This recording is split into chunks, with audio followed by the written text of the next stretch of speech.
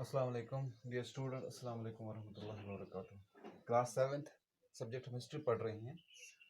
कल के लेक्चर में हमने डिस्कस किया था हिस्टोरियंस एंड देयर सोर्सेज।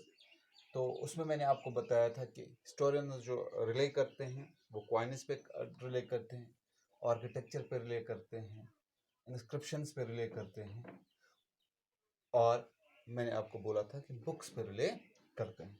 तो फिर उस पर हमने डिस्कस किया था कि at that time printing presses नहीं थे, जो किताबें लिखी जाती थी they were written hand written, I can say hand written.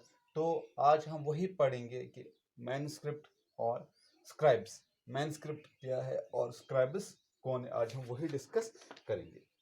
तो अगर हम मैनस्क्रिप्ट की ये डेफिनेशन हम देखेंगे या लिटरल मीनिंग हम देखेंगे, handwritten books usually collected by wealthy people, rulers, monasteries and temples. They were kept in libraries and archives. तो जो मैनस्क्रिप्ट है वो क्या है? हैंड रिटन बुक्स, जो इंसान ने हाथ से लिखी है। तो that mean manuscript means handwritten books. तो कलेक्ट कौन करते थे? अब एक गरीब इंसान तो अपने पास रख नहीं सकता था, उसके पास इतनी दौलत नहीं हुआ करती थी कि वो किताब खरीदे फिर अपने पास रखे। तो दैट वाई क्योंकि उस जमाने में जो रूलर्स थे वही लिखवाते हैं बुक्स, क्योंकि मैंने आपको बताया था कि जो बुक्स लिखी जाती थी उसमें क्या था? होली टेक्स्ट हुआ करता था, क्रॉनिकल्स ऑफ रूलर्स लिखी जाती थी, letters, teachings of the religions I can से, और वहाँ पे पिटिशंस, कोर्ट पेपर्स थे वहाँ पे, तो वो लिखे जाते थे। तो दैट मीन्स आम इंसान तो घर में नहीं रखता था ना वो, तो इसलिए वो क्या करते थे? कलेक्टेड बाय वेल्दी पीपल, जो अमीर आदमी हो, रूलर्स हो, मोनेस्ट्रीज हो एंड टेम्पल्स हो। तो उन्होंने क्या किया? They were kept in libraries and archives. तो libraries and archives are one of the same thing. तो आर्चीव्स में क्या है? जो ऑफिशियल डॉक्यूमेंट्स होते हैं वो रखी जाती है, तो उसको आर्चीव्स कहते हैं। लाइब्रेरी में बुक्स रखी जाती है, तो इन जगहों पे रखा जाता था। अभी manuscript were written by scribes. Manuscript जो है ये कौन लिखते थे? स्क्राइब्स। अब स्क्राइब्स कौन है?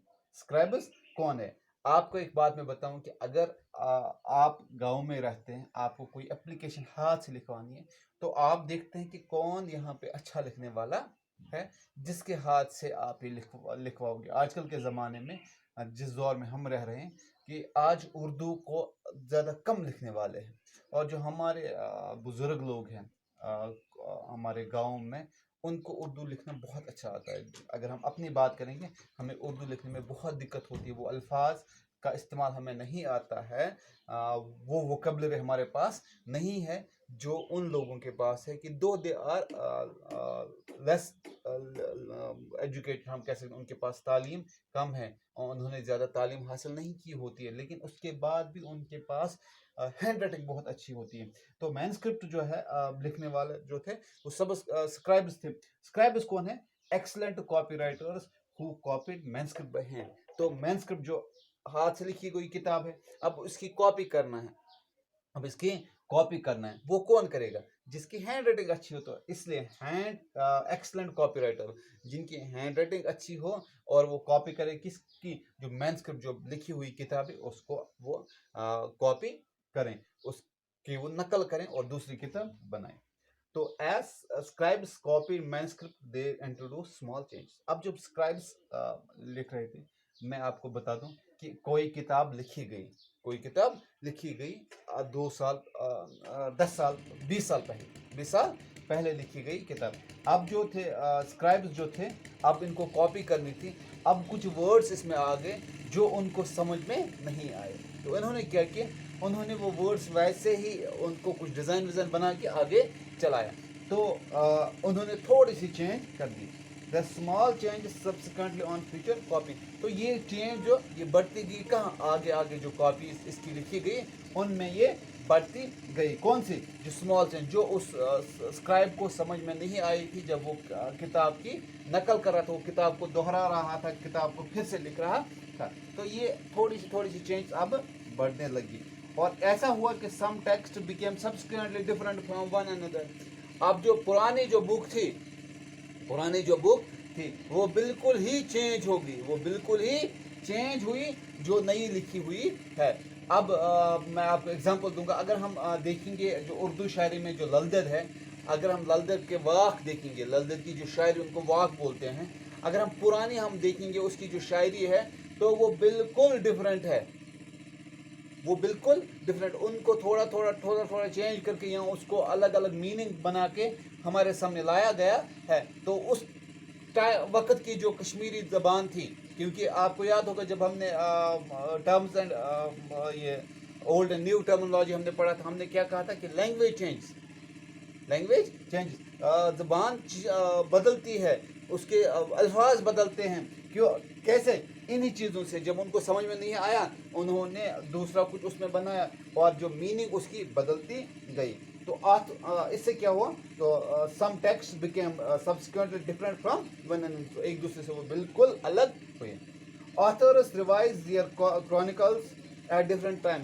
अब जिसने किताब लिखी है, वो रिवाइज करते रहे, वो अपनी जो किताब थी वो रिवाइज करते थे। लेकिन अब क्या होता है, अब आज मैं आपको एग्जांपल दूंगा। आप 7th क्लास में हैं, अगर आप 5th या 4th या 2nd या 1st की आप अपनी बुक लेंगे, अगर आपके पास नोट बुक मौजूद होगी, जो आपको फर्स्ट में जो हैंड राइटिंग थी वो आज आपको नहीं होगी, उससे तो इम्प्रूव हुई होगी ना। या आप आज 7th में है, आप 5 साल के बाद 12th में होंगे, तो अब जब आप 12th में होंगे उस वक्त आपकी हैंड राइटिंग ऐसी होगी जैसे आज आपकी हैंड राइटिंग नहीं, आपकी चेंज होगी। तो अगर फिर आप उस टाइम पे जो लिखोगे फिर इस हैंड राइटिंग से मैच करेंगे तो वो मिलेगा नहीं।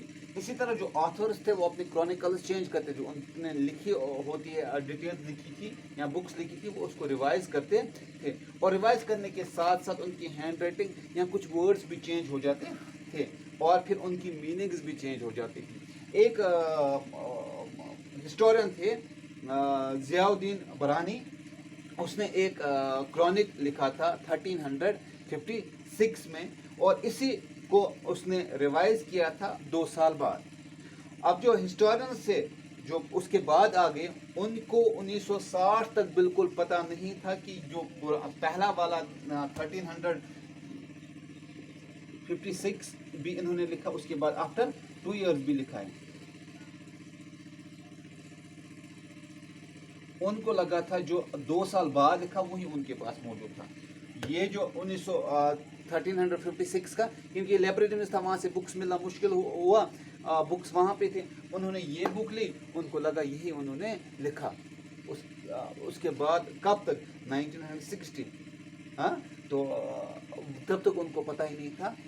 वजह क्या थी, यही हैंड राइटिंग या उसमें जो चेंजेस आई थी अल्फाज का, उसमें जो इधर उधर शब्द जो बदल गए थे उस वजह से। आई होप कि आपको क्लियर हुआ होगा। तो नेक्स्ट जो हमारा होगा that will be new social and political changes, तो वो हम कल के लेक्चर में डिस्कस करेंगे। आप मुझे इजाज़त दीजिए, अल्लाह हाफ़िज़।